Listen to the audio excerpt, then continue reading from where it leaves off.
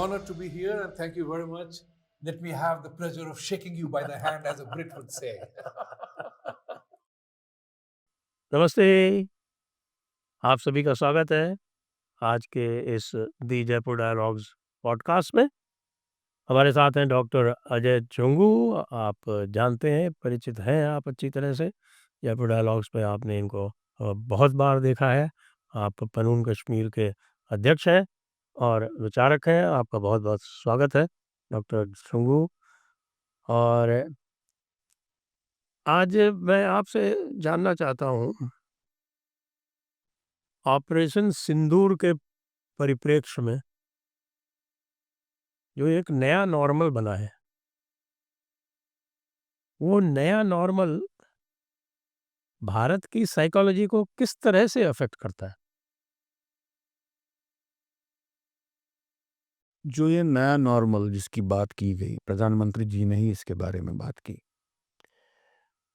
इसके जो कुछ कंक्रीट पक्ष प्रधानमंत्री के मुख से ही निकले हैं, वो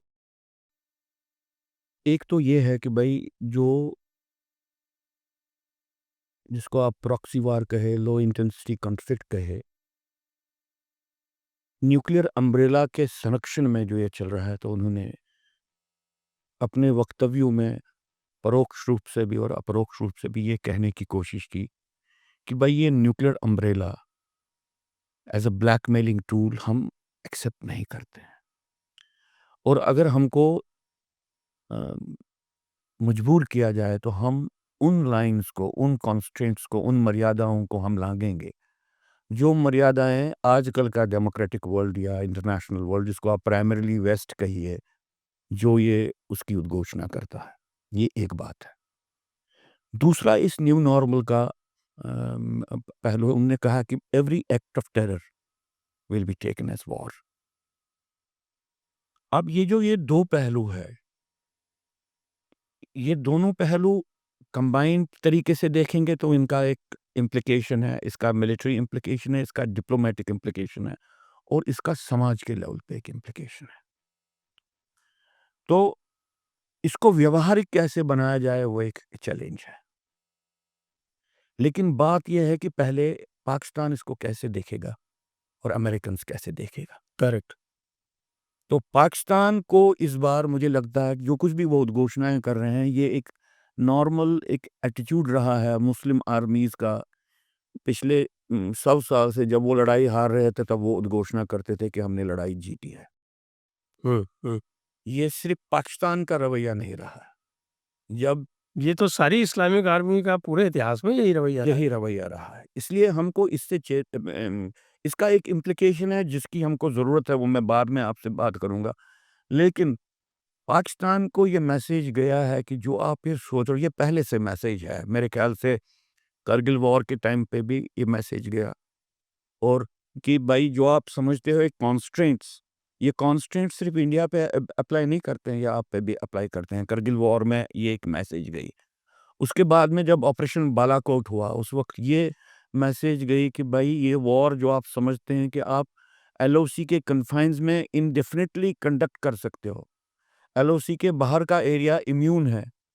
तो बालाकोट, ऑपरेशन बालाकोट में भारतीय राज्य ने उनको बताया कि ये हमारे लिए एक कॉन्स्ट्रेंट नहीं है, ये एक सेल्फ इम्पोज्ड एक डिसिप्लिन था। और इस बार उनको कहा गया कि भाई देखिए, जो आप समझते हो कि आप न्यूक्लियर आर्मामेंट के उस दम्भ में और न्यूक्लियर आर्मामेंट के एक पर्सपेक्टिव में आप इंडिया को हैंडल कर पाओगे, वो नहीं एग्जिस्ट करता है। तो न्यू नॉर्मल की एक रियलिटी है, ये पाकिस्तान के लिए, ये अमेरिकन के लिए है। अब इसमें सबसे बड़ी रियलिटी अमेरिकन के लिए ये है, वो ये है कि अगर वो पाकिस्तान के किसी आर्मामेंट, किसी न्यूक्लियर स्टॉक पाइल को कहीं पे किसी कारण से वहाँ पे प्रोटेक्ट कर रहे थे, तो जो संदेश उनको मिला है, वो संदेश ये है कि भाई आपकी प्रेजेंस भी एक डेटरेंस नहीं है। ऐसी बात नहीं होगी कि अगर आपको मालूम है कि नूर खान बेस पे, मान लीजिए, वहाँ पे सेंसिटिव इक्विपमेंट होगा, आर्मामेंट्स होंगी, और आपको ये मालूम नहीं है कि अमेरिकन उसको वहाँ पे अमेरिकन बैठे हैं, ये बात नहीं हो सकती है। आपको ये भी मालूम है कि आपको किस शाफ्ट के माध्यम से आपको मिसाइल का हमला करना है, और आपको ये नहीं मालूम है कि वहाँ पे बैठे हुए लोग कौन हैं। तो पहली बात तो ये है कि न्यूक्लियर जो रेस्ट्रेन एज ए स्ट्रेटेजिक हेgemony को एक्सप्रेस करने का जो एक तरीका ग्लोबली एस्टैब्लिश हुआ था, जिसको स्पीयरहेड अमेरिका ने किया, ये न्यूक्लियर रेस्ट्रेन न्यू नॉर्मल में, या न्यूक्लियर जो ये अम्ब्रेला न्यू, ये इरोड हो गया। तो इसकी मिलिट्री इम्प्लीकेशंस है, इसकी जियोपॉलिटिकल इम्प्लीकेशंस है। दूसरी बात है कि every act of terror will be taken as an act of war. इससे एक मैसेज गई कि भाई जो भी इंडिया की धरती पे होगा, इसकी इम्प्लीकेशन आपके लिए है। आप प्लॉजिबल डिनाइबिलिटी के दायरे में बच नहीं सकते। जो नॉर्मली पाकिस्तानी अप्रोच था कि अगर वो सपोर्ट करते हैं, सस्टेन करते हैं किसी टेररिस्ट एक्टिविटी को, और साथ में डिनाई भी करते हैं, और ये डिनाइल चलता था, ये अब डिनाइल चलेगा नहीं। अपने कमांडोज को बना के देखिए ना, एक लो फिदायीन बना के भेज देते थे। लो कॉस्ट एक वॉर आप कंडक्ट करते हैं जहाँ पे आपके लिए फाइनेंशियल इम्प्लीकेशन आपके फेवर में 1:10 है, और अगर आपको ये बार बार ये मालूम पड़ जाए कि नहीं, इससे एस्केलेशन हो जाएगी जहाँ पे हमारे लिए फाइनेंशियल इम्प्लीकेशन 100 हमारे खिलाफ फाइनेंशियल इम्प्लीकेशन 100:1 आ जाएगी, तो इसकी एक इम्प्लीकेशन है। ये दो बातें हो गई, लेकिन इसका एक बात और भी कही, तीसरी बात भी कही थी, हम टेररिस्ट में और टेरर स्पॉन्सर में अंतर नहीं करेंगे। अच्छा, ये बात भी सही है, ये बात भी की, एक ही बात की गई, क्योंकि उसका थोड़ा बहुत ये हो गया कि कंसिस्टेंटली जो आर्मी की तरफ से स्टेटमेंट आए, उन्होंने कहा कि हम पाकिस्तानी आर्मी और टेररिस्ट, इनमें उन्होंने शिनाख्त की। उन्होंने बार बार ये कहने, हो सकता है टैक्टिकल नेसेसिटी है, स्ट्रेटेजिक नेसेसिटी है कि आर्मी के कमांडर्स ये कहें, क्योंकि उन्होंने पहले से ये पोजीशन ले ली थी कि भाई जब हम अटैक करेंगे तो हम तो सिर्फ टेररिस्ट कमांड स्ट्रक्चर्स पे करेंगे, और उनको ये भी कहा था कि हम आर्मी पे हमला नहीं करेंगे। तो मैं भी उस बात को दर्शाने की, लेकिन इसकी भी इम्प्लीकेशन है, क्योंकि अगर इसी बात से शुरू करते हैं, अगर ये बात सही अब नए नॉर्मल का एक इंटीग्रल कंपोनेंट बन गया है, तब लश्कर तोयबा और जैश मोहम्मद की एक्टिविटी जम्मू कश्मीर में या भारत की किसी भी एरिया में, ये तो पाकिस्तान के स्पेशल फोर्सेस की एक्टिविटी है।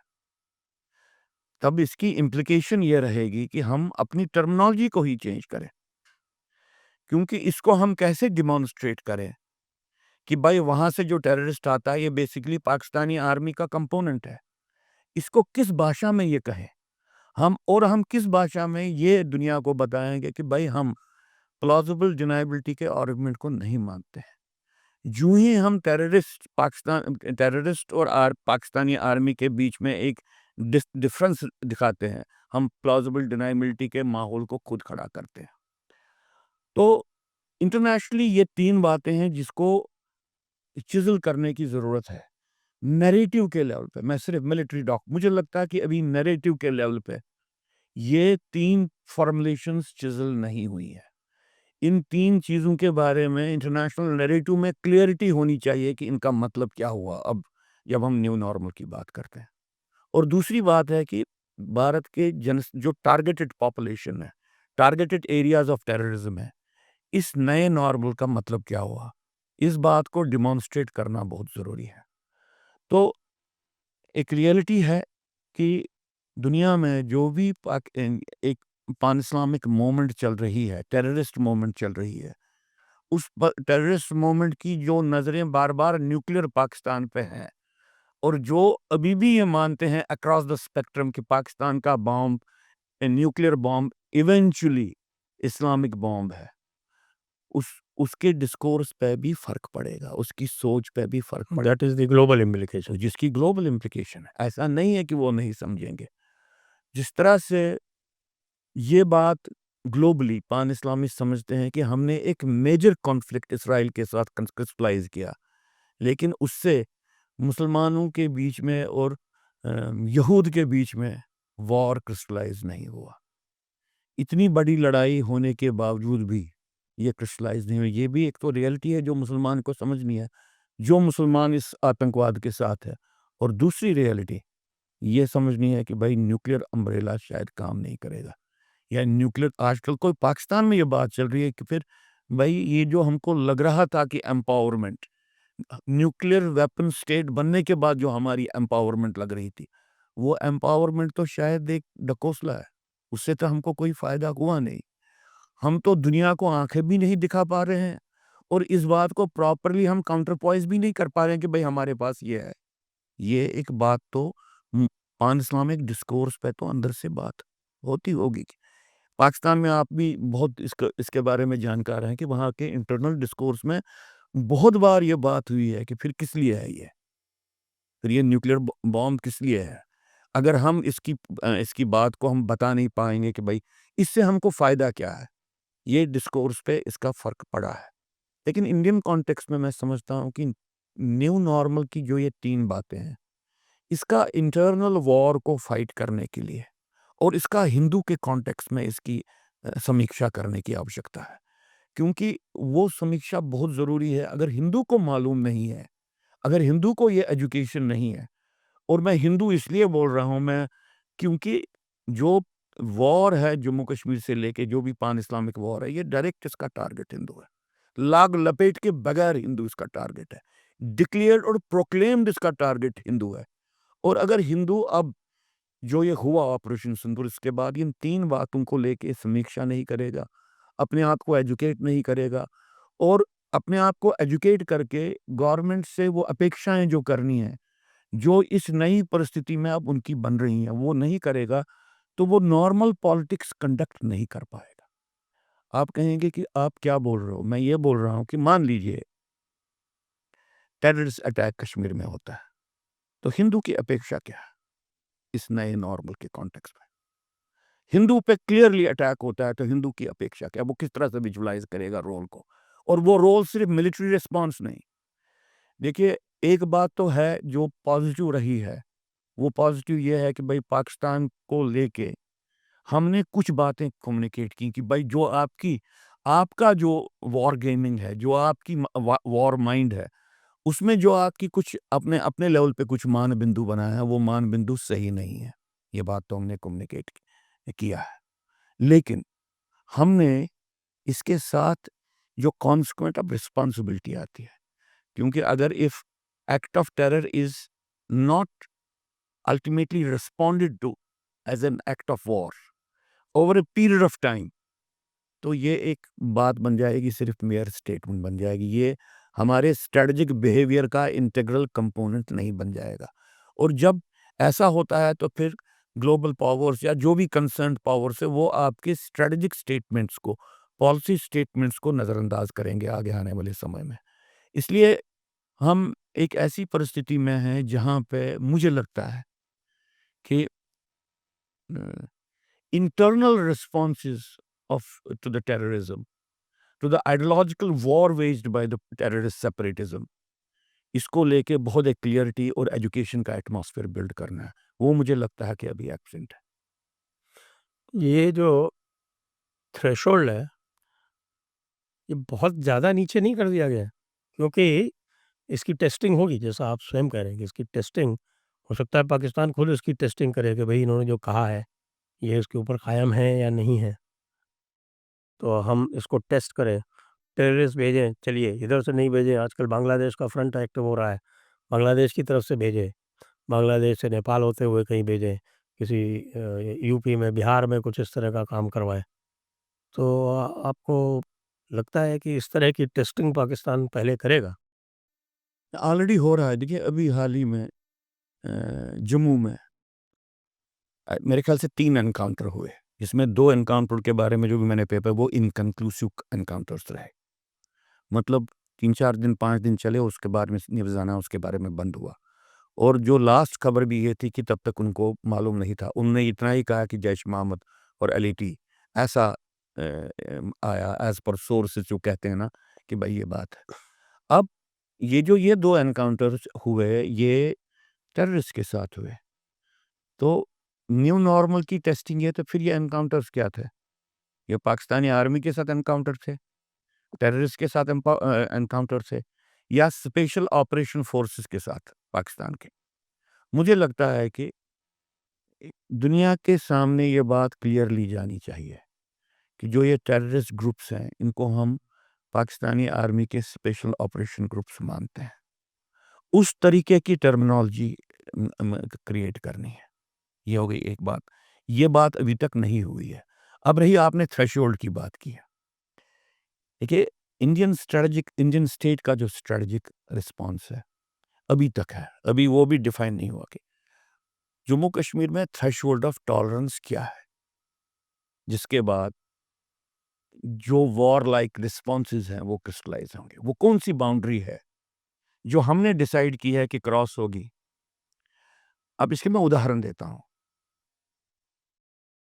2 साल पहले बालतल में हमला हुआ टेररिस्ट पे, सिर्फ हिंदू जान के। मैसेकर था, मास कैजुअलिटी का अटैक था। 1-2 वहां पे जो मुस्लिम वहां पे एम्प्लॉय थे वो मारे गए, लेकिन ब्रॉडली हिंदुओं पे अटैक था। उसके बाद दूसरा मेजर अटैक जो हुआ, जो मास कैजुअलिटी का अटैक था, वो डांगरी में हुआ, जम्मू में वहां पे आधार कार्ड देख के मारा गया। फिर तीसरा अटैक जम्मू में ही शिवखोड़ी पे हुआ, जो शिवखोड़ी पे जाने वाले पिलग्रिम्स थे उन पे हुआ। उसके बाद पहलगाम मैसेकर हुआ।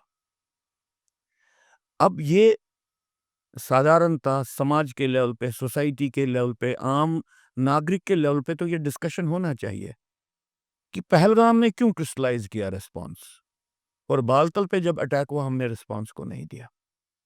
वो कौन सी ऐसी सोच थी जिसके कारण, या वो कौन सी ऐसी मर्यादा थी, या कॉन्सेप्ट, स्ट्रेटजिक कॉन्सेप्चुअल फ्रेमवर्क था जिसके आधार पे हमने उसको ट्रिविलाइज किया या हमने उसको छोड़ दिया। हमने उसको खुद ही डांगरी में हमने क्यों इग्नोर किया।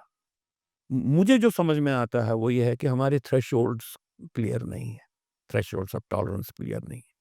और उसमें मुझे लगता है कि सबसे बड़ी जो बाधा है कि हम as a matter of strategy हम वायलेंस के आइडियोलॉजिकल ऑब्जेक्टिव को और आइडियोलॉजिकल टारगेट को आइडेंटिफाई नहीं करना चाहते हैं। ये सबसे बड़ी त्रुटि है, स्ट्रेटेजिक लेवल पे भी और पॉलिटिकल लेवल पे भी। तो जब तक न वो हम करेंगे, हमारे अगर हम क्लियर भी हों कि अब ये लड़ाई तो इस तरह से करनी है, हम अपने थ्रेशोल्ड्स को डिफाइन ही नहीं कर पाएंगे। मुझे लगता है कि पहलगाम में जो रिस्पॉन्स क्रिस्टलाइज हो गया वो इसलिए हो गया कि इसको इग्नोर करना पब्लिक डोमेन में बिल्कुल मुश्किल हो गया।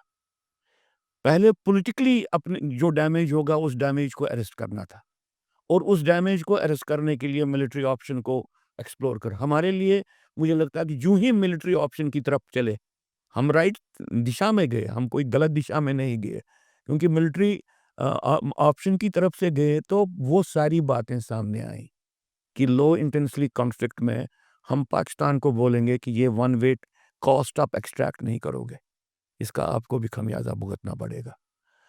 लेकिन अभी भी जो बात डिटरमिन्ड नहीं है, थ्रेशोल्ड ऑफ टॉलरेंस क्या है। मेरा मानना था अभी पहलगाम से पहले, उसके बाद जो ऑपरेशन सिंदूर हुआ, और ऑपरेशन सिंदूर के बाद मुझे जो लगता है कि स्ट्रेटेजिक डिस्कोर्स में एक परिवर्तन आ रहा है, उसमें मुझे लगा था कि भारत सरकार ने as a matter of policy, और इसमें सिर्फ मैं पॉलिटिकल नेताओं को नहीं मानता हूं जिम्मेवार है, स्ट्रेटेजिक फ्रेटर्निटी, उन्होंने टॉलरेंस के थ्रेशोल्ड्स को टोटली डिसॉल्व किया था। वो थ्रेशोल्ड था ही नहीं, उनको डिफाइन करने की जरूरत पड़ेगी। उन्होंने डिलिबरेटली इस बात के लेके कॉन्सेंसस क्रिएट किया था, और अभी भी वो कॉन्सेंसस एग्जिस्ट कर रहा है कि हमको वायलेंस के आइडियोलॉजिकल ऑब्जेक्टिव्स को डिक्लेयर नहीं करना है, प्रोक्लेम नहीं करना है। ये एक स्ट्रेटजिक नेसेसिटी है। मुझे लगता है कि ये जो ये सोच है, इससे इंटरनल सबवर्शन होता है रिस्पॉन्सेस का। बहुत से लोग कहते हैं कि अगर ये कहेंगे कि भाई ये इसका पान इस्लामिक ऑब्जेक्टिव था, या ऐसी भाषा कहेंगे कि भाई टेररिस्ट जिस इस्लामिक विचारधारा से प्रेरित, मान लीजिए वो क्वालिफाई करके कहें, ऐसा भी ना लगे कि ये मुसलमानों को इंडाइट कर रहे हैं, सारे मुसलमानों को। लेकिन एक भाषा का निर्माण करना पड़ेगा जहां पे मुस्लिम सोसाइटी को ये मालूम पड़े कि ये जो ये लड़ाई हो रहा है, जो ये कर रहा है, इसकी विचारधारा क्या है, या आपके ही मजहब को कैसे इस्तेमाल करता है, आपकी ही स्क्रिप्चर्स को कैसे इस्तेमाल करता है, वही किस तरह से इसका प्रेरणा स्वरूप है। जब तक ना ये मैसेज जाए मुस्लिम सोसाइटी को कि भाई जो कुछ भी ये हो रहा है और जिसके बारे में वो बोल रहे हैं हम इसमें इन्वॉल्व नहीं है, इसका अल्टीमेटली नज़र उनके समाज के बिहेवियर पे, इंटरनल बिहेवियर पे फ़र्क पड़ता है, तब तक हम प्रॉपर रिस्पॉन्सेस को इवॉल्व नहीं कर पाएँगे। जब मैंने आपको ये न्यू नॉर्म की बात की, मैं इसलिए भी आपको ये कहना चाहता हूँ कि चूँकि हम as a matter of strategy, ideological objectives of Islamic militancy को कहना भी नहीं चाहते और तो हम 2 काम करते हैं बाय इम्प्लीकेशन। एक तो हम टेररिज्म को सेक्युलराइज़ करते हैं, दूसरा हम टेररिज्म को नॉर्मलाइज़ करते हैं। तो क्या नए नॉर्मल में कश्मीर में, जम्मू कश्मीर या कहीं पे भी जम्मू कश्मीर जैसी जो आतंकवादी घटनाएँ हो जाएँ, क्या उनको सेक्युलराइज़ करने की प्रक्रिया बंद होगी? क्या उनको नॉर्मलाइज़ करने की प्रक्रिया बंद होगी? क्या नए नॉर्मल का ये इंटीग्रल कंपोनेंट है? अगर ये नए नॉर्मल का इंटीग्रल कंपोनेंट नहीं है, तो फिर हम वो पहले 2-3 जो बिंदु हैं, जो जिसकी तरफ आपने भी इशारा किया, जैसे terror is an act of war, हम इसको इम्प्लीमेंट नहीं कर पाएँगे। क्योंकि अल्टीमेटली ये तो कन्वेंशनल डोमेन में वॉर नहीं है, ये अनकन्वेंशनल वॉर है, एसिमेट्रिक वॉर है। और एसिमेट्रिक वॉर में अगर आप क्लैरिटी के साथ अपने ऑब्जेक्टिव्स को और अपने रिस्पॉन्सेज़ को बोलते नहीं हैं, तो आप गलती करते हो, आप एक सेल्फ गोल करते हो। इसलिए जम्मू कश्मीर के कॉन्टेक्स्ट में मैं समझता हूँ कि सबसे बड़ी जो त्रुटि है अभी भी, कि हम झिझक रहे हैं और हम समझते हैं कि ये करने से 2 किस्म की बातें जो हमने बात की है, संघ के अधिकारियों से, भाजपा के अधिकारियों से, स्ट्रेटेजिक जिनके साथ हमारा इन्फॉर्मल इंटरेक्शन है, मैं नाम नहीं लेना चाहता हूँ, वो कहते हैं कि इससे अ, तो फिर मुसलमानों के साथ लड़ाई लड़ जाएगी। तो मैं उनको पिन पॉइंट करता हूँ, भाई जब आप ये कहते हो तब आप ये मानते हो कि ये सब कुछ इसके लिए मुसलमान ज़िम्मेवार है। ये तो एक इंडाइटमेंट वाली बात।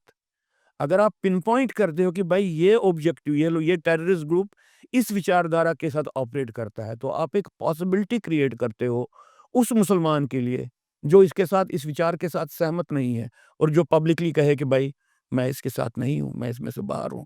ये गलत है, ये इस्लाम की मिसइंटरप्रिटेशन है। क्योंकि आप खुद ही इस पे चुप करके बैठते हो।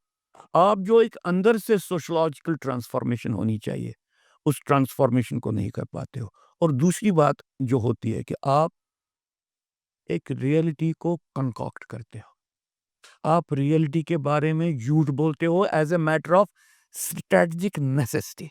वो क्या हुआ? पहलगाम का हमला हुआ। हर एक एस्पेक्ट इस हमले का जो टीवी पे आया, इसमें कोई भी बात छुपी नहीं थी कि ये हमला क्यों हुआ। और उसके बाद जम्मू कश्मीर की असेंबली रेज़ोल्यूशन अडॉप्ट करती है। ये हमला हिंदू मुस्लिम यूनिटी को डिसरप्ट करने के लिए। इमेजिन कीजिए अगर इस्राइल कहता कि जो ये हमास ने हमला किया, ये इस्राइल और मिडल ईस्ट के बारे में बीच में जो मित्रता का माहौल बन रहा था उसको डिसरप्ट करने के लिए है। तो इस युद्ध का ये युद्ध होता ही नहीं। और इस युद्ध में जो ऑब्जेक्टिव्स उन्होंने रखे वो होते ही नहीं। आप रिस्पॉन्ड नहीं कर पाते। आइडियोलॉजिकल जो थ्रस्ट है ऑफ द टेररिस्ट, आप उसको रिस्पॉन्ड नहीं कर पाते। आप ये सीरियसनेस भी नहीं ला पाते उन लोगों में, मान लीजिए उन मुस्लिम कंट्रीज में, भाई जो ये हमस कर रहा है ये तो बिगर एक कॉन्फ्लिक्ट को जनरेट कर रहा है। इससे तो बिगर लेवल पे मुसलमानों की इनसिक्योरिटी और मुसलमानों की प्रॉस्पेरिटी इफेक्ट होती है। आप उनकी इन्वॉल्वमेंट को भी नहीं क्रिएट कर सकते। जम्मू कश्मीर में ऐसा ही हुआ है। मैं कहता हूँ पूरे देश में जो अभी तक स्ट्रेटजी है, हम रिलक्टेंट हैं मुस्लिम टेररिज्म के आइडियोलॉजिकल ऑब्जेक्टिव्स को कहने के लिए। हम रिलक्टेंट है ये कहने के लिए कि भाई पाकिस्तान से भी आ रहा है, मुस्लिम समाज के गर्भ में से भी निकल रहा है। और पहली तो प्रायोरिटी हमारी होनी चाहिए कि मुस्लिम समाज के गर्भ से, भारत में रह रहे मुस्लिम समाज के गर्भ से जो आतंकवाद निकल रहा है हम उसको रोकें। उसको हम कैसे रोकेंगे? जब तक हम जो हम कहते हैं कि भाई मेजॉरिटी मुसलमान इसके साथ नहीं है, उस मेजॉरिटी मुसलमान को कैसे आप मोबिलाइज करोगे? सोशियोलॉजिकल लेवल पे, कल्चरल लेवल पे और इंटेलेक्चुअल लेवल पे। तो कंकॉक्ट जो रियलिटी की जाती है जम्मू कश्मीर के, ये कहते ज़रूर हैं कि मेजॉरिटी मुसलमान इनके साथ नहीं है, लेकिन दिल ही दिल में ये सोचते हैं कि शायद मेजॉरिटी मुसलमान इसके साथ ही है और अगर हम ये कह देंगे तो मेजॉरिटी मुसलमान नाराज़ हो जाएगा। अब दूसरी बात इसकी ले लीजिए, आप मान लीजिए एक बहुत कम माइनॉरिटी मुसलमान की इसके खिलाफ है और लेकिन सही मानों में खिलाफ है, आप उसको कैसे मोबिलाइज करोगे? आप तो उसको डिसोन करते हो। अगर आप एक साइड से ये लाइन लेते हो यार, अननेसेसरीली मुसलमान को लगेगा कि ये हमारे खिलाफ है, तो आप पहली बात ये मानते हो कि सारे मुसलमान इसके साथ है, आप इंडाइटमेंट करते हो खुद। हम नहीं कर रहे हैं, आप जैसे लोग, मेरे जैसे लोग नहीं कर रहे हैं। आप खुद ये समझते हो कि ये बात कहने से, चूंकि इनडायरेक्टली आप बोलते हो कि सारा मुस्लिम समाज इसके साथ सिंपैथेटिक है, इसलिए अगर हमने इस तरीके से बात की तो वो नाराज हो जाएगा। तो पहली बात, तो पहली त्रुटि तो ये है कि आप मुसलमान की इंडाइटमेंट करते हो बाय इम्प्लीकेशन। दूसरी बात है कि जो बाय आपने keeping quiet. By keeping quiet.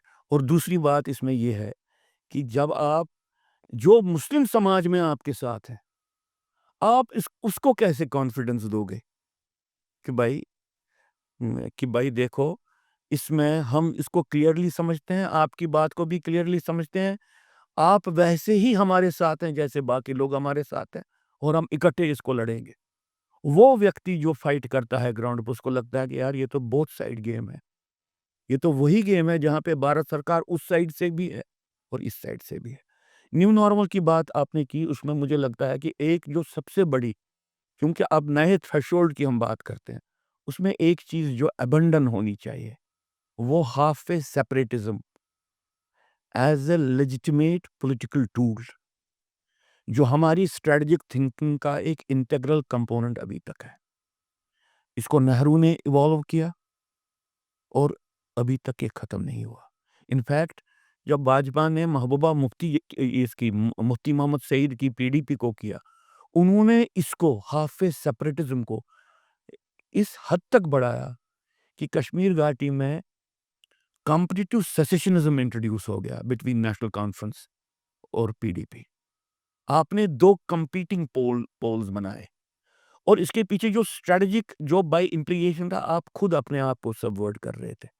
जब आप ये कह रहे थे कि कश्मीर घाटी में, और ये इसको आर्टिकुलेट अरुण जेटली ने किया, उसने कहा कि हम सब नेशनल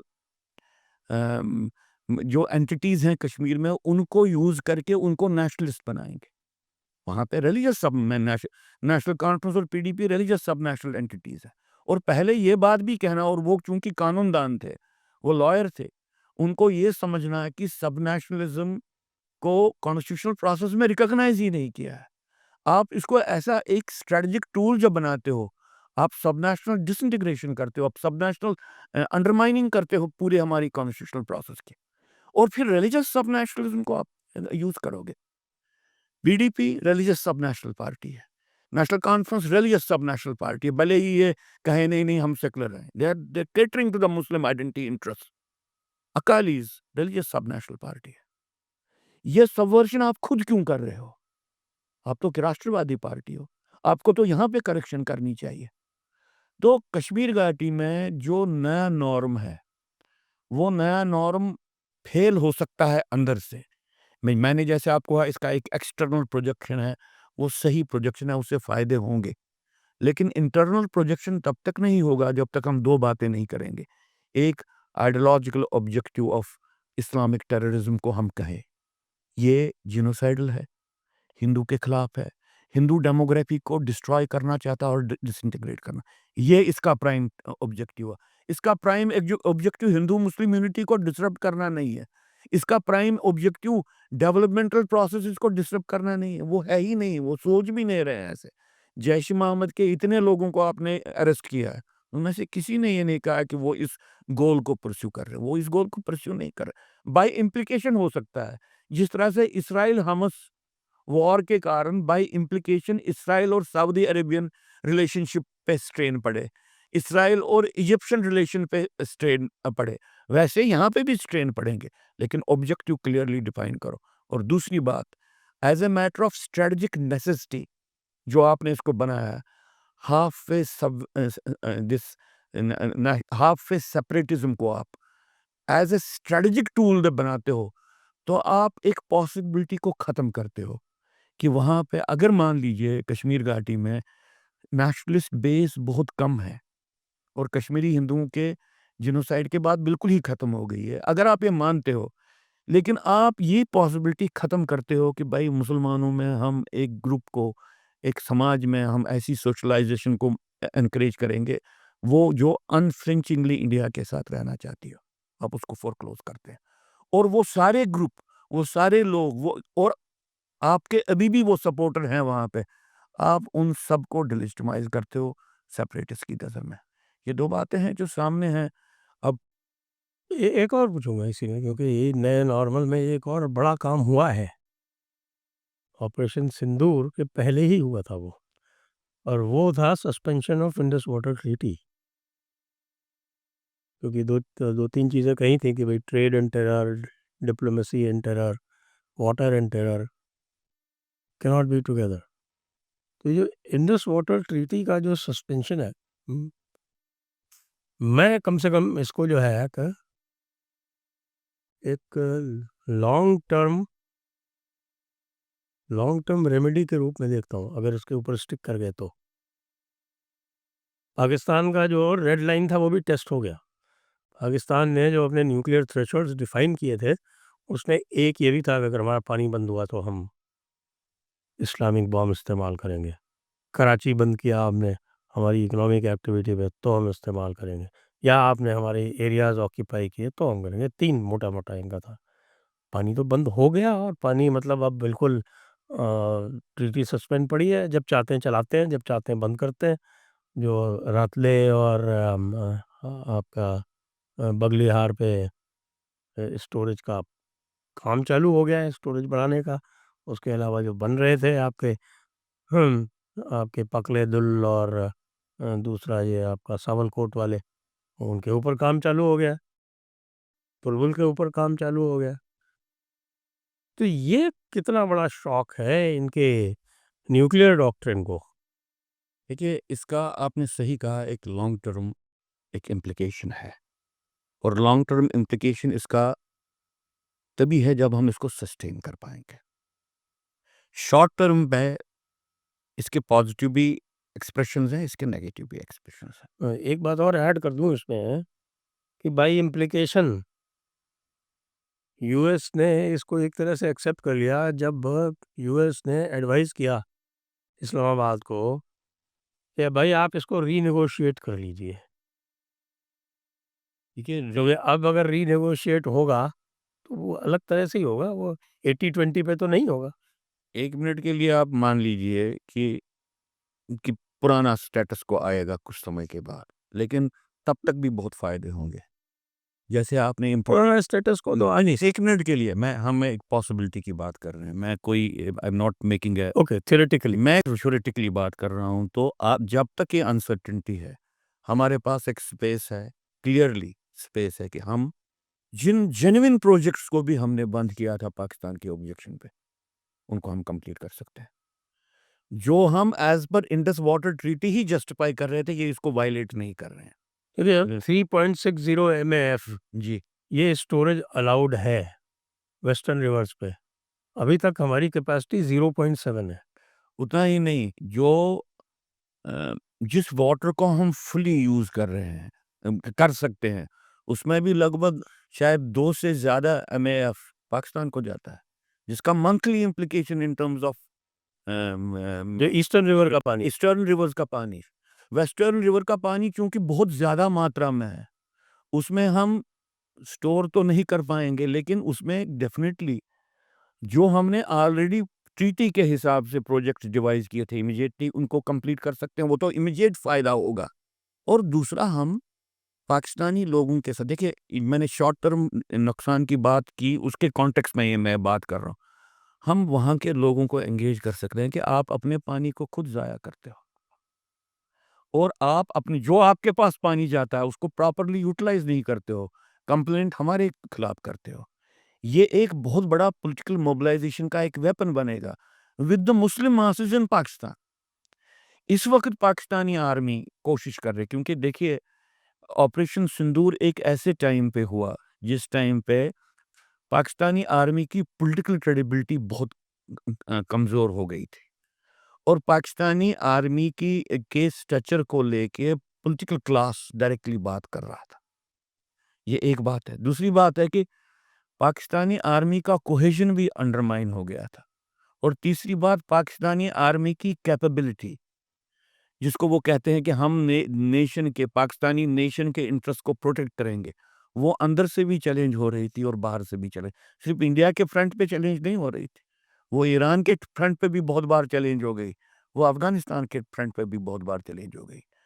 तो पाकिस्तानी आर्मी का सपोर्ट है, वो आम लोगों पे, उसकी पाकिस्तानी आर्मी की कैपेबिलिटी में जो एक कॉन्फिडेंस है, वो कम हो गया था।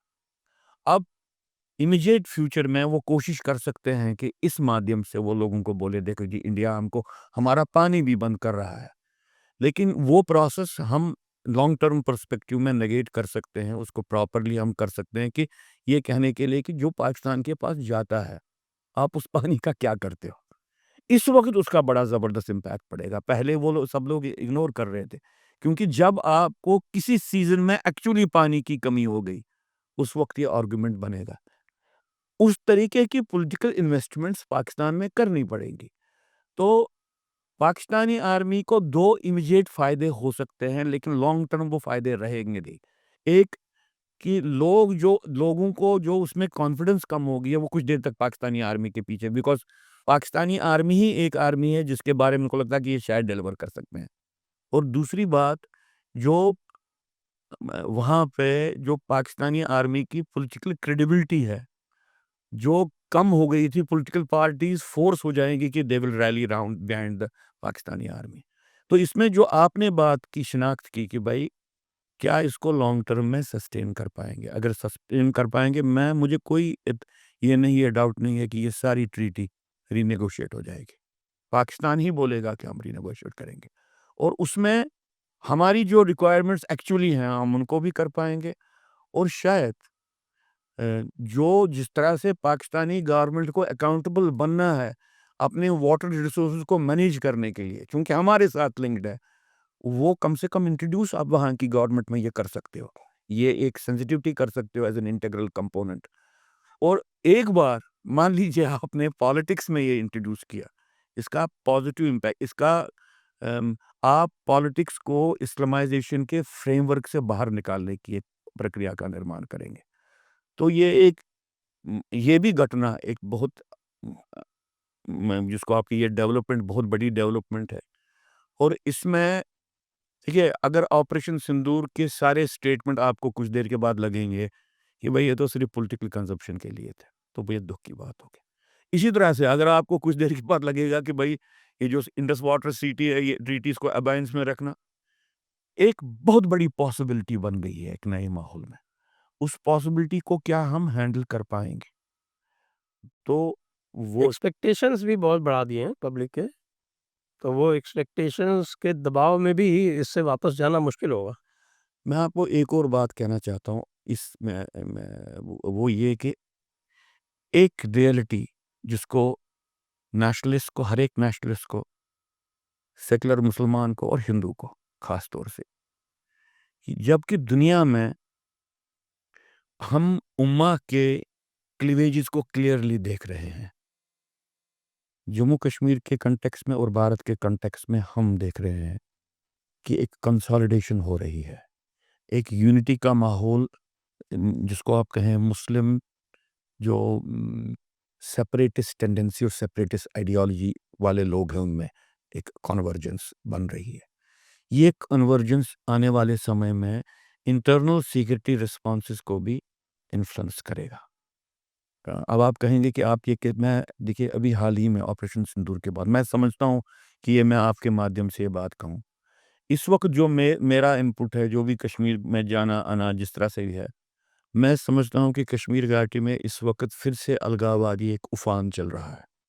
ये सरफेस के बाहर उतना नहीं आया, लेकिन सरफेस के अंदर आया है, और इसके उफान के पहलू हैं। पहला पहलू इसका है Shia Sunni political convergence for the time being, इसके एक्सप्रेशंस हैं। आपको बेस्ट एक्सप्रेशन मिलेगा इसका कि आप देखेंगे कि इस वक्त नेशनल कॉन्फ्रेंस की पॉलिटिकल एस्पिरेशंस को नेशनल कॉन्फ्रेंस का शिया लीडर आर्टिकुलेट कर रहा है, to the discomfiture of the main stream leaders. उनको पब्लिकली उसको बोलना भी पड़ रहा है कि भाई तुम अपना काम करो, हमने बहुत देखा है, लेकिन वो कर रहा है। जो मैं रोहेला की बात कर रहा हूँ, वो इंटीग्रेट कर रहा है, वो एक कर रहा है जो शिया एक्सपेक्टेशंस हैं, शिया पान इस्लामिक टेंडेंसीज है, उनको सुन्नी पान इस्लामिक टेंडेंसीज के साथ इंटीग्रेट करने की बात कर रहा है through cultivating and nourishing the separatist discourse. इस वक्त जो ये मुहर्रम का समय था, इस वक्त बहुत से ऐसे सिग्नल्स आए हैं जहाँ पे मुसलमान, सुन्नी मुसलमान शिया मुसलमानों की मस्जिदों में नमाज पढ़ने के लिए किया और बाद में इसका पब्लिक एक्सप्रेशन आई किया। उनकी तो नमाज अलग होती है, ये तो बात आपको अजान भी अलग होती है, तीसरी बात दूसरी एक हाथ खोल के पढ़ते हैं, एक हाथ बंद करके तीसरी बात जो सबसे बड़ी डेवलप मैंने आपको वो मैं आपको भेजूंगा भी, मैंने आपको भेज दिया, आप कभी ऐसे इनपुट्स को आप इस्तेमाल भी कर सकते हैं वीडियो। जो ऐसे ऑर्डर्स हैं कश्मीर में जो अपने आप को सूफी ऑर्डर्स बोल रहे हैं, जी, जो अपने आप को अजमेर शरीफ के साथ मिले हुए ऑर्डर्स बोल रहे हैं, वो जिहाद की बात कर रहे हैं, ओपनली बात कर रहे हैं। वो चिश्तिया और खादरी तो काफ़ी है वहाँ पे। गजवा की बात कर रहे हैं, ये बात भी सामने आ रही है। तो जो ये पान इस्लामिस्ट इफर्विसेंस कश्मीर में है, ये मैं ये नहीं कहता हूँ ये कभी एब्सेंट थी, लेकिन कुछ देर ये अपने आप को एक्सप्रेस पॉलिटिकली इसको एक्सप्रेशन नहीं दिया। जैसे कश्मीर घाटी में जगह जगह पे नसरल्लाह के बैनर्स चढ़े थे, हिजबुल्लाह के लीडर के, और कुछ जगहों पे उन बैनर्स को जब उतारने की कोशिश की, लोगों ने रेजिस्ट किया, आप क्यों उतार रहे हो? खमेनी के वहाँ पे बैनर्स हैं, जहाँ पे भी इनको उतारने की कोशिश की वो बंद हो गया, उसको बंद कर दिया गया। और सिर्फ उनके उतारने को सिर्फ शिया मुसलमानों ने ऑब्जेक्ट नहीं किया, सुन्नी मुसलमानों ने भी ऑब्जेक्ट किया। तो ये क्या उनके पास इस वक्त सडनली पान इस्लामिक एक्सप्रेशंस का वेंट पब्लिकली देना, कुछ लोगों ने तो इतना कहा कि भाई ये तो टाइम आ गया कि अब आप खड़ा हो जाओ जिहाद के लिए, अभी आपको अब नॉर्मल फ्रेमवर्क में सोचना नहीं है। और कुछ सूफी लीडर्स ने ऐसी उद्घोषणाएं की वहां पे। ये क्या हुआ है? क्या पाकिस्तान की तरफ से कोई शय है? दूसरी बात मैं कहना चाहता हूं कि नैरेटिव के लेवल पे वहां पे एक माहौल खड़ा किया जा रहा है कि भारत ने ऑपरेशन सिंदूर हारा और पाकिस्तान ने ऑपरेशन सिंदूर में जीत हासिल की। अब चूंकि नैरेटिव ही पेनिट्रेट नहीं कर रहा है, अब आप कहेंगे कि तुम ये क्या बात बोल रहे हो। मैं आपको ये बात कहना चाहता हूँ, आज कश्मीर घाटी में जो दूरदर्शन था एक टाइम पे कुछ साल पहले 300 किलोवाट का था, अब 10-12 किलोवाट के लेवल पे फंक्शन कर रहा है। ये किसने किया? ये किसने बंद किया? आप अपने ब्रॉडकास्टिंग जो रेंज है, एरिया को ही खुद खत्म कर रहे हो। दूरदर्शन के साथ भी यही हुआ है। हाल ही में हमारी जानकारी में आ गया कि जो आर्काइव्स हैं दूरदर्शन और ऑल इंडिया रेडियो के, वो डिस्ट्रॉय किए गए हैं, डिजिटल आर्काइव्स को। और हमको ये नहीं मालूम है कि जिन रिकॉर्ड से रिकॉर्डेड जहां से वो आर्काइव्स बने थे, क्या वो अभी प्रिजर्व्ड हैं कि नहीं प्रिजर्व्ड हैं। ये प्रक्रिया प्राइमरीली देखिए, ये बहुत बड़ी घटना है। अगर 300 किलोवाट का आपका दूरदर्शन ऑल इंडिया रेडियो का काम कर रहा था, वो 10 से 20 किलोवाट पे क्यों अब काम कर रहा है? 300 किलोवाट से क्यों कम हो गया? ये कौन करवा रहा है ग्राउंड पे? ये तो मैं नहीं समझता हूँ कि ये मोदी की पॉलिसी होगी। मैं तो नहीं समझता हूँ कि अमित शाह ने ही किया होगा, लेकिन ये हो रहा है। एक बहुत बड़ी डेवलपमेंट हो गई है and it is in the knowledge of government of India. वो इसको कैसे टॉलरेट कर रहे हैं? अगर इस लेवल पे, बेसिक लेवल पे आप अपने नैरेटिव को नहीं रखोगे, तो बाकी लेवल पे कहाँ पे नैरेटिव को रखोगे? तो ये प्रोसेस जो कश्मीर में हो रहा है इस वक्त, यहाँ पे जो कंसोलिडेशन है, ये आप देखेंगे इंडिया में भी, इन रेस्ट ऑफ इंडिया में भी एक फिनोमिनन है कि इसके बावजूद कि बीजेपी ने जो प्रोक्लेम किया है कि हमने मुसलमान के लिए क्या-क्या किया है, मुस्लिम वोट इनके खिलाफ गया है। वो क्यों हो रहा है? इस वक्त इस रियलिटी को तो इनको फेस करना है। इंजीनियर रशीद को लाने के बाद भी इंजीनियर रशीद की डेवलपमेंट एक ऐसी डेवलपमेंट है, मुझे लगता है कि अगर वो जेल में बंद रहता तो ज़्यादा इनको फ़ायदा देता। आपने हम जब इस कन्वर्सेशन से पहले हम इमरान खान की बात कर रहे थे। हो देखिए, हम फिर से उसी पॉइंट पे आ गए कि डेमोक्रेटिक डोमेन को इस्तेमाल करने के लिए मुस्लिम स्ट्रेटजीज क्या है। ये जो ये हमको लगता है कि इंडिया में स्ट्रेटजिक थिंकिंग का एक कंपोनेंट रहा है कि डेमोक्रेटाइजेशन हो गई तो नेशनलिज्म खुद आ गया। सेकुलरिज्म खुद आ गया। यहाँ पे बार-बार कूट-कूट के इन बातों को कहा कि आपको कुछ करना नहीं है, आपको सिर्फ़ एक डेमोक्रेटिक एनवायरनमेंट बनाना है। तो सेकुलरिज्म और इसको क्या बोलते हैं, सेकुलरिज्म और डीरेडिकलाइज़ेशन खुद हो जाएगी। सेकुलरिज्म और नेशनलिज्म खुद आ जाएगा। ये प्रक्रिया बार-बार फ़ेल हो रही है। बेस्ट एग्ज़ाम्पल इसका नेशनल कॉन्फ्रेंस है। फिर दूसरा बेस्ट एग्ज़ाम्पल इसका पीडीपी का रोल है। तो हम इस बात को रिविव ही नहीं कर पा रहे हैं। तो इंजीनियर रशीद की जो आपने बात की, वो यही सोच थी कि इसको बाहर छोड़ेंगे।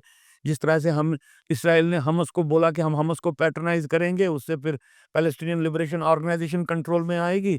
हम पीडीपी को प्रोजेक्ट करेंगे, उससे नेशनल कॉन्फ्रेंस कंट्रोल में आ जाएगा और इन द प्रोसेस कॉम्पिटिटिव कम्युनलिज़्म और कॉम्पिटिटिव सेशनिज़्म का एक माहौल बनता है। सेशनिज़्म को ही उसमें इरिगेशन होती है, उसको पानी मिलता है और कम्युनलिज़्म को पानी मिलता है। ये बात है। और इंजीनियर रशीद की घटना भी वैसी ही घटना है। जब तक वो जेल में बंद था तब तक उसके प्रति सहानुभूति थी। उसके कैंडिडेट ने उमर अब्दुल्ला को ही हरा दिया। जैसे ही उसको छोड़ दिया, वो सारी खत्म हो गई। देखिए, मैं उसको उसके लेवल पे थोड़ा बहुत आपसे मैं ये कहूँगा कि भई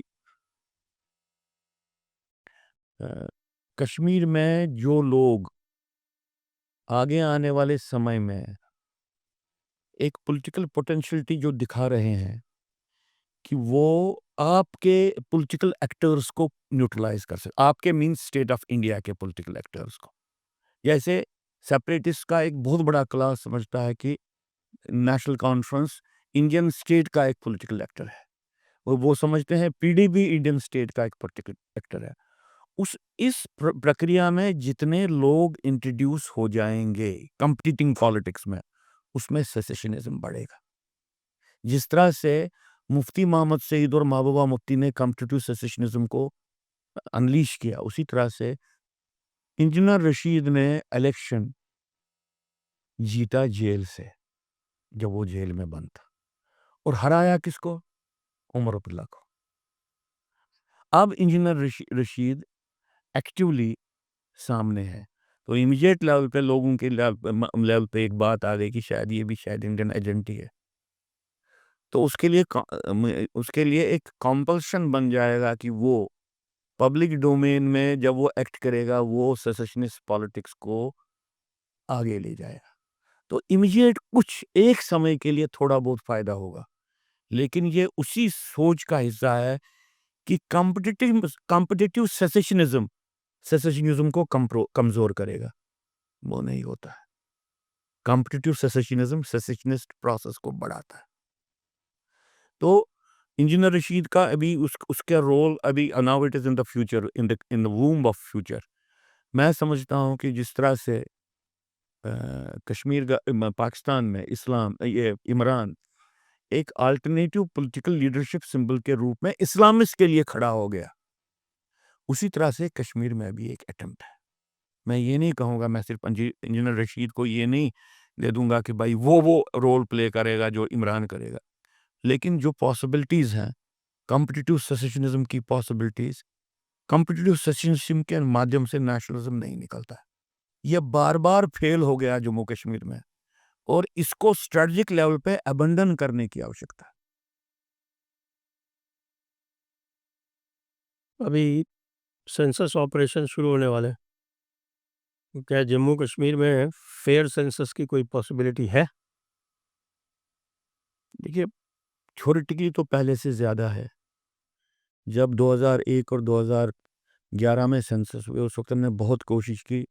2001 में तो हम आडवाणी जी को बोलने के लिए गए।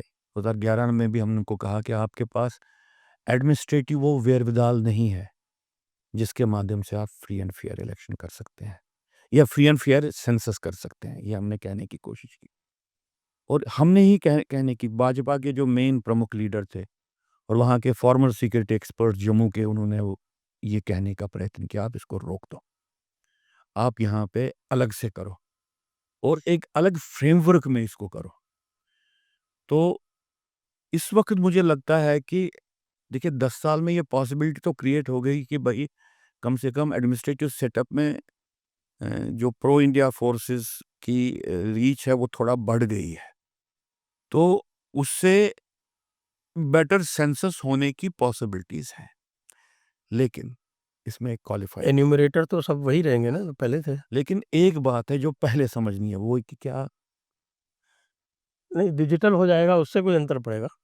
अब मुझे नहीं मालूम उसमें आइडेंटिफिकेशन मार्कर्स वो क्या लगाएंगे। देखिए आप, तो आपका आपका इसके बारे में सबसे ज़्यादा इसका अनुभव भी है। म- वो ये है कि भाई मुस्लिम जो डेमोग्राफी है उसमें सेंसस के साथ रिलेट करने के लिए एक प्रोसेस ऑफ एजुकेशन होती है जो मॉस्क से शुरू होती है, और एक ऑब्जेक्टिव होता है कि भाई हम सेंसस फिगर्स को थोड़ा बहुत अपने जो फिगर, जो रियल फिगर्स हैं ऑन द ग्राउंड, क्या हम इसको 5-10%, 15% इंक्रीज कर पाएंगे। अभी तक जितने भी मैंने सेंसस एक्सपर्ट से बात की, वो कहते हैं कि they are able to do it. तो उनको मालूम है कि जो सेंसस का फॉर्म बनता है, सेंसस के फॉर्म में जो हमको डिटेल्स देनी है उसके साथ कैसे रिलेट करना है। कॉन्सिक्वेंटली हिंदू समाज में या बाकी समाजों में ये प्रक्रिया एब्सेंट है, और किसी सामाजिक स्तर पे इस बात को नहीं लिया गया है। तो इसमें डिजिटल सेंसस में अगर ये होता है तो इसमें मार्कर्स की बात, वो मार्कर्स ये क्या रखेंगे जिसके आधार पे जो पहले गड़बड़ें होती थी वो नहीं होंगी। तो पॉसिबिलिटी है कि अगर सही फ्री एंड फेयर सेंसस होता है तो उसमें पॉसिबिलिटी है कि जो सडनली हमने देखा 2011 सेंसस में कि पॉपुलेशन लगभग 9% कम हो गई है हिंदुओं की, हम 40 के बीच नीचे आ गए, तो हो सकता है हमारी पॉपुलेशन सडनली हम लगे कि आगे बढ़े। लेकिन क्या गवर्नमेंट ऑफ इंडिया इसको विद फर्मनेस, पिछली बार जो आपसे ही चर्चा हुई थी और वो अंकुर शर्मा से चर्चा हुई थी सेंसस के बारे में विस्तार से, तो ये सामने आया था कि साहब को जो एन्यूमरेशन होके आया उन आंकड़ों में बाद में फजिंग की गई, तो वो डिजिटल में तो पॉसिबल नहीं हो पाएगी। डिजिटल में पॉसिबिलिटी नहीं अब हो पाएगी। लेकिन अगेन देखिए, पहले फंडामेंटल प्रोमाइज में आपके माध्यम से आपके श्रोताओं को और निवेदन करता हूं कि भाई देखिए, अगर स्टेट ऑफ इंडिया इस बात को मानता नहीं है कि हिंदू डेमोग्राफी के साथ टैम्पर करना, इसको डिसइंटीग्रेट करना, इसको अंडरमाइन करना या इसको डिस्ट्रॉय करना, ये एनिमी कंट्रीज का एक प्राइम ऑब्जेक्टिव है, तो वो तब तक सचेत नहीं होगी कि हमको ये, जब तक ना वो इसको माने कि ये प्रक्रिया है, और इस प्रक्रिया में अंडरमाइनिंग ऑफ हिंदू डेमोग्राफी नहीं होनी चाहिए या किसी की भी अंडरमाइनिंग नहीं होनी चाहिए, सही आंकड़े आने चाहिए, वो प्रक्रिया जब तक ना बनाएंगे, मुझे लगता है कि इनसेंसिटिविटी इस बात को लेके है। भाजपा ने सेंसस के फज होने की बात भी की, भाजपा ने सेंसस के फिगर्स को लेके बात भी की ऑफिशियली, लेकिन भाजपा ने डिलिमिटेशन 2011 के सेंसस पे ही की। ये क्यों होने दिया? ये क्यों? क्योंकि पॉलिटिकल कॉन्स्टिट्यूंसी अंदर अंदर जहां पे आपको ऑपरेट करना है, वहां पे आपको ऑपरेट करने की आप विल डिमॉन्स्ट्रेट ही नहीं करते हो। इस वक्त रोहिंग्या का इशू नॉन इशू बन गया है, लगभग सेटल हो गए हैं जम्मू में। अच्छा, पूरे भारत से उखाड़े जा रहे हैं, जम्मू से नहीं उखाड़े जा रहे। नहीं उखाड़े जाए, आप आइए, मैं कभी आपको विजिट करवाता हूँ रोहिंग्या एरियाज का। जम्मू सिटी, जो नई जम्मू सिटी, जो डेमोग्राफिकली मुस्लिम सिटी को क्रिएट किया गया, जो उसके मापदंड वो सारे आर्टिफिशियल थे, जमीन पे कब्जा करके, फ्लोर बेड पे कब्जा करके, और ये कह के कि भाई अगर आप अब आपने ऐसा किया तो इसमें आप गरीब लोग मारे जाएंगे। एक भी इम्पोर्टेंट पॉलिटिकल एक्टर पे काम नहीं किया गया। और ये अपील तो गुलाम नबी आज़ाद ने की कि भाई ऐसा ना करना, आप बटिंडी में आप करोगे तो इससे आम आदमी सफ़र करेगा। चलिए, अगर आम आदमी वहाँ पे हैं, आपने आइडेंटिफाई किया है, गुलाम नबी आज़ाद का मकान तो कम से कम वो देखें, वो किस ज़मीन पे बना है। फारूक अब्दुल्ला का मकान बटिंडी में किस ज़मीन पे बना है, और मान लीजिए अगर वो बना है गलत ज़मीन पे, कब्जे हुए, क्या उसको हटाने की सक्षमता है सरकार के? रोशनी एक्ट तो एक बड़ा ही स्कैंडल हो। रोशनी एक्ट तो हुआ ही हुआ, मैं जनरल लेवल पे, पॉलिटिक्स के लेवल पे। और पता है गुलाम नबी आज़ाद ने क्या उद्घोषणा की? 2-3 बार उसने बोला कि अगर मैं पावर में आऊँगा, मैं रोशनी एक्ट को फिर से लाऊँगा। क्योंकि नेशनल लीडरशिप ने रोशनी एक्ट को कभी भी ये नहीं कहा कि ये एक सबवर्सिव एक मेथोडोलॉजी थी, लेजिस्लेटिव जिहाद का एक तरीका था। और बीजेपी के टाइम पे अगर ये नहीं कहा जाएगा, फिर किस टाइम पे कहा जाएगा? तो ये सारी बातें हैं, लेकिन आशा तो करनी चाहिए कि अगर सेंसस होगा तो ये बेटर अब होगा। ये सारी बातें तो अब भाजपा की लीडरशिप को मालूम है, और इसमें ऐसे लोगों का, हिंदुओं का भी रोल होगा कि जो जो भी ये सेंसस प्रक्रिया है, इसको इसको करने का जो तरीका है उसको थॉरोली एनालाइज करे, और बाद में कि भाई हिंदुओं के साथ गड़बड़ न हो, उन सारे प्रिकॉशंस को इनुमरेट करे। मैं तो आपको भी बोलता हूँ, आप एक्सपर्ट हैं, उस वक्त हिंदुओं को क्या करना चाहिए जब ये होगा? 1 2 3 4 पे कम से कम एजुकेशन तो हम कर सकते हैं। Hindus are uneducated about census operation. उनको ये मालूम ही नहीं है कि आज सेंसस ऑपरेटर घर में आएगा और मुझे घर पे रहना है। देखिए, मैंने बहुत लोगों को एजुकेट करने की कोशिश की है, तो कुछ लोगों को समझ में आने लगा है धीरे-धीरे, और उसका प्राइम एग्ज़ाम्पल मैं 2011 का जम्मू कश्मीर का सेंसस देता हूँ। इनको ये लगता है कि मुसलमान अपनी पॉपुलेशन जो है वो कम करके बताता है। अब ये इस डिल्यूशन का क्या इलाज? जब तक मैं एक इंटेलेक्चुअल कॉन्स्टिट्यूएंसी बिल्ड हो जाए, देखिए 3-4 पुस्तकें मेजर मुस्लिम डेमोग्राफिक एक्सपर्ट्स की तरफ से आई हैं पब्लिक में, जहाँ पे लगभग एक कॉन्सेंसस उसमें है कि जो इंडियन मुस्लिम पॉपुलेशन है, इसकी कम हो गई है, इसकी फर्टिलिटी रेट बहुत जगह पे हिंदुओं से भी कम है। और अगर मेरी सूचना सही है, मैं इसको लेके ऐसा कोई मैं कोई इसके लिए I am not swear by it, लेकिन उन्होंने कन्विंस कर दिया है संघ की लीडरशिप को कि ऐसे कोई डेमोग्राफिक इन्वेजन की पॉसिबिलिटी नहीं है। जो कंसिस्टेंटली जो एक्सपीरियंशियल बातें हैं, जैसे आप उत्तराखंड को देख लीजिए, वहाँ पे कितनी कॉन्स्टिट्यूएंसी है जहाँ पे 20% से ऊपर ही ऊपर वोटर्स बढ़े, मुस्लिम वोटर्स बढ़े। ऐसी बहुत जगह पे ऐसे सैकड़ों एग्जाम्पल्स हैं जिनको कहीं पे कोलैबोरेट करना, मुझे लगता है कि हिंदू इंटेलेक्चुअल रिस्पॉन्सेस फेल हो रहे हैं इन एरियाज में, और कहीं पे ऐसे हर एक एरिया में काम करना है, ऐसी बातें मैं आपको ये कहूँगा, ये दुख की बात है, संघ चूंकि बीजेपी के साथ एसोसिएटेड माना जाता है, इसलिए संघ को पावर स्ट्रक्चर का एक हिस्सा माना जाता है, और भाजपा के पावर में आने के बाद संघ ऐसे विषयों में पैरालाइज हो गया। ये दुर्भाग्य की बात है, और आम हिंदू को अपेक्षा है कि संघ ये काम करेगा, जबकि संघ के को ये काम करने की कोई प्रायोरिटी नहीं है। इसलिए न तो सोशल लेवल पे अकाउंटेबिलिटी का माहौल बन रहा है, और न ही हम अल्टरनेटिव्स को बिल्ड करते हैं, क्योंकि एक किस्म का पैरालिसिस हो गया है कि भाई अब खुद हो जाएगा, कितनी देर तक इसको ये डिले कर सकते हैं। नहीं, संघ के माध्यम से या संघ के इन्फ्लुएंस के माध्यम से ये बातें होंगी। मुझे लगता है कि ये एक दिस इज ए फॉल्स, जो हम एक जिसको हम कहें एक सिचुएशन, जिसको हम एक रियलिटी के रूप में चल रहे हैं, और हमारा पैरालिसिस होता जा रहा है, हम रिस्पॉन्ड नहीं करते जा रहे हैं। और फिर डेमोग्राफिक चैलेंज को लेके देखिए, एक दुर्भाग्य की बात है, वो मैं ये कहूँगा कि आपके माध्यम से ज़रूर ये कहना चाहता हूँ कि बीजेपी का जो टाइम जे&के में रहा, उसमें हिंदू जीनोसाइड की कंसोलिडेशन हो गई। हिंदू जीनोसाइड के कंसोलिडेट करने की प्रोसेस ये होती है कि जब आपने हिंदू हैबिटेट को परमानेंटली मुस्लिम हैबिटेट का हिस्सा बनने दिया,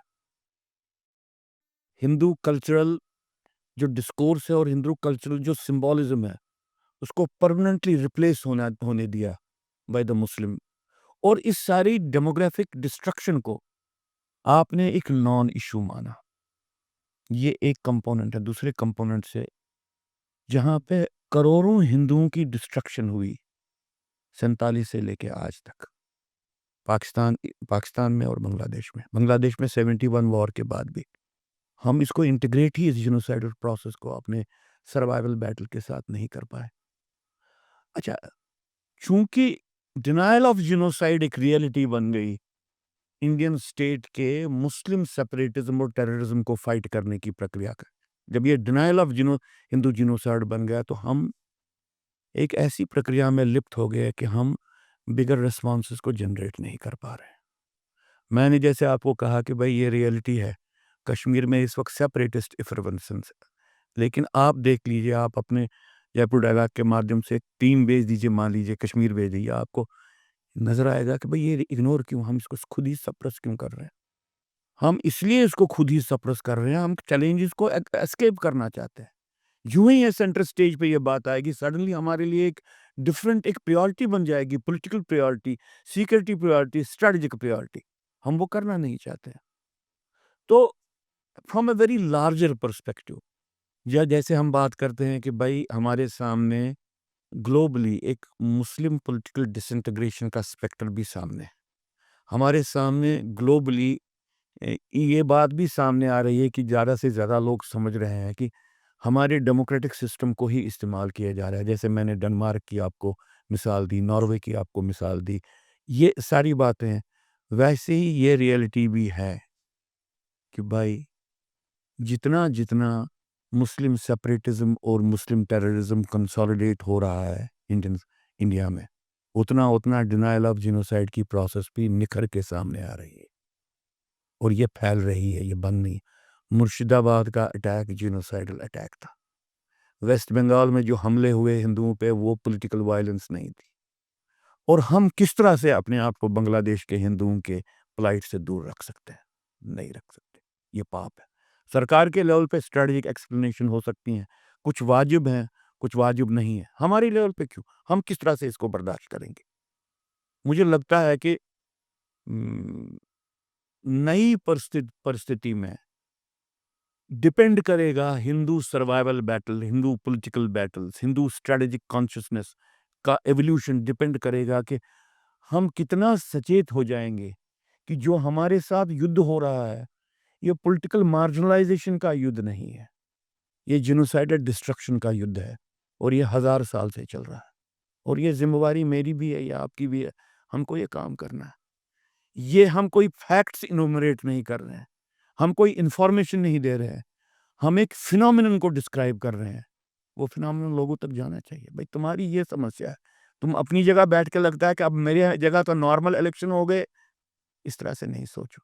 अपने आप को इंटीग्रेट करो to the existential crisis which Hindus are facing. Imagine कीजिए अगर ऑपरेशन सिंदूर में एक और फायर होता बाय मिस्टेक, एक फुल ब्लडेड एक वॉर में हम आएंगे। इमेजिन कीजिए फिर से एस्केलेशन हो जाएगी। क्या हमको तैयार नहीं होना है?